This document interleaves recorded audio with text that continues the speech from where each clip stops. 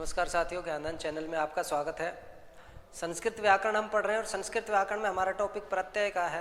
अभी तक हमने कृत प्रत्यय पढ़े, यानी ऐसे प्रत्यय जो धातु के साथ जुड़ते हैं वो कृत प्रत्यय होते हैं, और वो सभी प्रत्यय हमने लगभग 15-16 प्रत्यय फर्स्ट ग्रेड और सेकंड ग्रेड से संबंधित थे, वो हमने पढ़े। आज हम चर्चा करेंगे तद्धित प्रत्ययों की। तो सबसे पहले समझते हैं तद्धित प्रत्यय क्या होते हैं। जैसे कृत प्रत्यय धातु के साथ जुड़ते हैं, वैसे ही तद्धित प्रत्यय धातु के अलावा अन्य शब्दों के साथ जुड़ते हैं।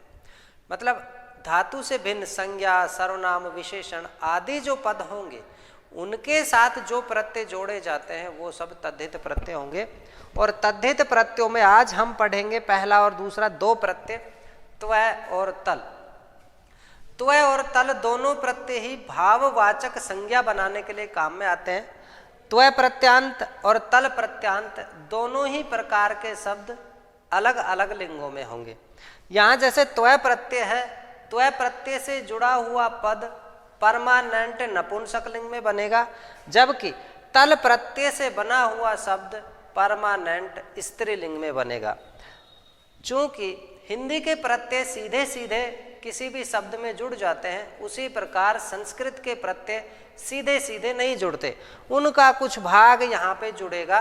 तो त्वय प्रत्यय का पूरा भाग जुड़ जाएगा त्वय, और तल प्रत्यय का जुड़ेगा ता। यानी कि जब हम इनका बनाएंगे तो ये अकारांत नपुंसक लिंग फल के समान रूप बनेंगे, और तल प्रत्यांत शब्दों के रूप आकारांत स्त्रीलिंग लता के समान, सीता के समान बनेंगे। देखो इनका सूत्र है तस्य भावस्त्वय तलौ, यानी उसके भाव में अर्थात भाववाचक संज्ञा बनाने में त्वय तलौ, त्वय और तल प्रत्यय प्रयुक्त होते हैं।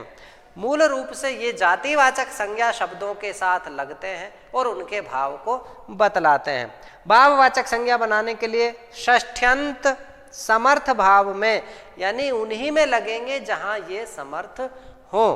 प्रातिपदिक से, प्रातिपदिक का मतलब मूल शब्द से किसी भी बने हुए रूप में ये नहीं जुड़ेंगे, मूल शब्द में ही लगेंगे। त्वय और तल प्रत्यय जुड़ते हैं। त्वय प्रत्यांत शब्द हमेशा नपुंसक लिंग में होते हैं और इनके रूप अकारांत नपुंसक लिंग शब्दों की तरह चलते हैं। तल प्रत्यांत हमेशा स्त्रीलिंग में होते हैं और इनके रूप आकारांत स्त्रीलिंग में परमानेंट बनते हैं। देखो कुछ एक उदाहरण हम देख लेते हैं। जैसे साधु शब्द यहाँ पर है, जातिवाचक शब्द है साधु।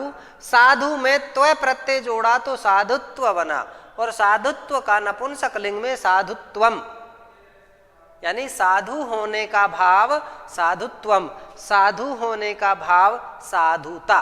पुल्लिंग में नपुंसक लिंग में कहेंगे तो साधुत्वम, और स्त्रीलिंग में कहेंगे तो साधुता।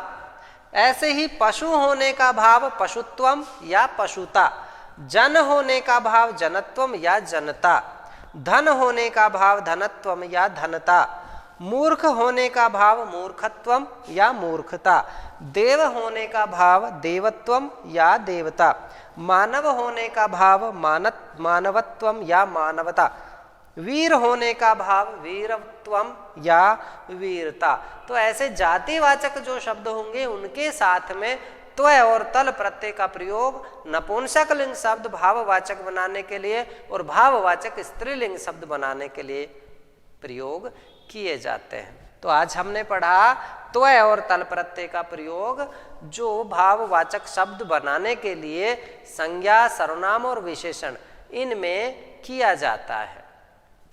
आज की कक्षा में इतना। एक नेक्स्ट टॉपिक के साथ फिर एक नए वीडियो में आपके साथ मिलेंगे। तब तक के लिए पढ़ते रहिए और अपने ज्ञान को बढ़ाते रहिए। पूरा वीडियो देखने के लिए आपका बहुत बहुत धन्यवाद।